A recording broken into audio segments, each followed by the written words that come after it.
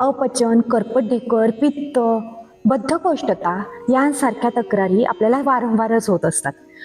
दररोज सकाळी आणि रात्री जेवण झाल्यावर एक 10 मिनिट फक्त वेळ काढायचा आणि वज्रासनामध्ये बसायचं आहे. लगेच सुरुवातीला 10 मिनिटासाठी वज्रासनात बसणं शक्य नाहीये. थोड्या वेळ बसायचं, पाय दुखायला लागला की रिलॅक्स व्हायचं, त्याच्यानंतर पुन्हा बसायचं. असं 2-2 मिनिट, 3-3 मिनिट, हळूहळू 10 मिनिटांपर्यंत वेळ न्यायचा. ज्यांना असं बसता येत नसेल त्यांनी पायाखाली इथे किंवा ह्या ठिकाणी उशी घेऊन बसलं तरी चालू शकतं. काही जणांना गुडघेदुखीचा त्रास असतो, त्यामुळे त्यांना वज्रासन करता येत नाही, तर त्यांच्यासाठी एक सोपं आसन सांगते. ज्यांचे गुडघे दुखतात त्यांनी झोपायचं पाठीवर अशा प्रकारे आणि पाय वरती करून घ्यायचे.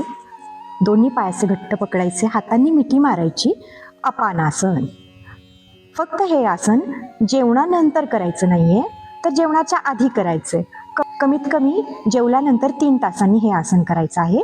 पवन मुक्तासनाच्या अलीकडची ही स्थिती आहे. हे झालं पवन मुक्तासन.